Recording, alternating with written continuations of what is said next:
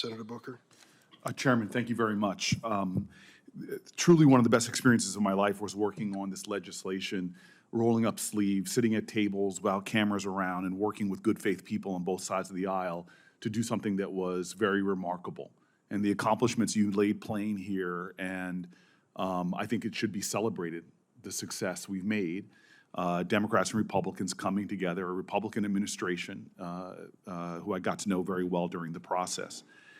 I think we have this falsehood that often rhetorically is heard here in Washington that somehow Americans are not equally concerned, whether you're a Republican or a Democrat or an independent, about the safety of their communities.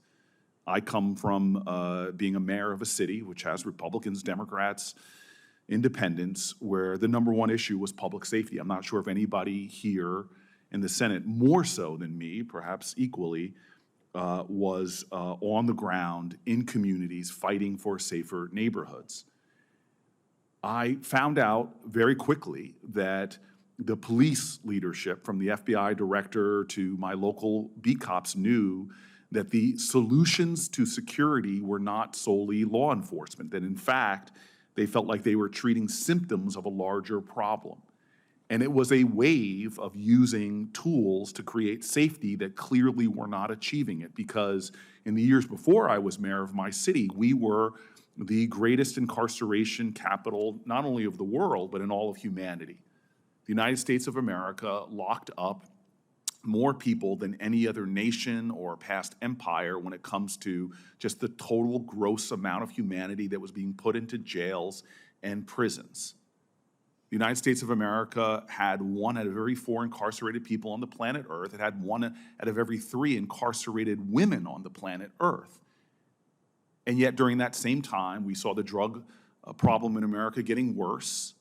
And as a result of over-incarceration, hyper-incarceration, and doing things to people in prison, we saw remarkably high recidivism rates. When I became mayor of the city of Newark, I realized that just helping people coming out of prison, being that the recidivism rates were unconscionably high, could be one of the best strategies. And we started doing a whole bunch of other things to approach this problem. Now, it was particularly acute to me that this was driving racial disparities in our country, because incarceration rates amongst low-income communities and Black and brown communities were incredibly higher than in other communities, even though rates of drug use or drug selling were no different between blacks and whites. It led to the unconscionable reality to me that not only were we the incarceration nation, but we incarcerated African Americans at such a high rate that there were more blacks under criminal supervision than all the slaves in 1865. And to look around, when I became mayor in 2006, you started seeing examples coming from red states of people taking a different approach. Texas became a model for prison reform in 2007, when the state allocated funds for drug treatment, mental health, and rehabilitation for incarcerated individuals. The Texas recidivism rate fell, as did violent crime, dramatically. By 2018, Texas had closed 4 prisons, saving Texans $3 billion, and showed that you can lower your prison population and lower crime by focusing on empowering people, creating more beloved communities, and dealing with the healthcare issues and mental health care issues and addiction issues. Red state after red state were showing this. South Carolina passed major sentencing reform in 2010 and saw revocations for parole violations fall 33%, recidivism rates falling below to 13%, and the state's prison population went down 14%, saving taxpayers almost $500 million, and again, crime went down.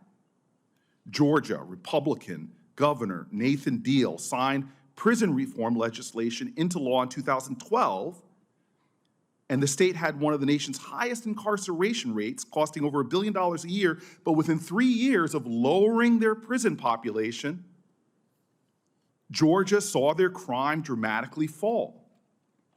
And Georgia also went on to enact juvenile justice reform and other criminal justice reforms that ultimately saw a 3.5% in its overall prison population decline from 2016 to 2012. And so it frustrates me when opportunistically we use issues of fear and understandable concerns about crime to drive wedges between our society, as opposed to looking at the practitioners out there in states and local levels who are actually showing a lot of success. As much as we'd like to think that ideas that were passed in the first step are somehow original, they're not. They came from Republicans and Democrats who just wanted to solve problems. And we didn't do everything that Georgia, South Carolina, and Texas did. We did not do all the innovations coming out of red states. We did some of them, and that's why we called it the First Step Act. And so today we herald a celebration. You and I, Mr. Chairman, have met with a lot of the families that had their liberated people from prison, reclaiming the ideals of our democracy, because the most sacrosanct aspect of our democracy, if you read our founding documents, we were formed for our own safety and security, for the common defense, and we were formed around the ideals of liberty. And so we could continue in this institution pointing fingers, damning and condemning, and adding to a culture of contempt, or we could get back to what ideas are working in states and cities, and how can we at the federal government do practical, common sense things to give strength and support to that. I sat last night with Denver's mayor, who's set remarkable records for eradicating homeless populations in his community. And he openly talked about the Republican business leaders he worked with finding practical solutions that, hey, had the secondary effect of limiting crime that's caused often in these homelessness encampments. And so I just want to encourage us. One of the best experiences I've had in my decade in the Senate was around this bill, working with people that our side vilifies, from Jared Kushner to Lindsey Graham. And they're working with people that I'm sure I'm not a beloved person in the media circles in which my colleagues on the other side operate. But we just said, let's come together and do what is already working, what evidence-based shows it works, and have the byproduct of lowering crime, lowering recidivism, and doing what this country was called to do, to create more beloved communities. I've gone to the homes of people who were released by this bill. You want to talk about family values? Reunite someone who is over-incarcerated with their children. You want to take about stronger communities? People who are released by this bill are leading nonprofits in some of these communities dedicated to keeping other people out of prison. And so every issue that we sometimes opportunistically use to beat the other side, I promise you, as I sat down with the mayor last night for dinner, local mayors don't care about left or right. As Fiorello LaGuardia said, there's no Republican or Democratic way to fix a pothole. We on this committee could do more to get people access to treatment. We could do more to stop mental health people from committing crimes. We could do more to make our prisons places of empowerment and not compounding trauma. We could do more to help people who are hurting. We could do more in our country. Common sense, bipartisan work to solve problems as opposed to curse the darkness.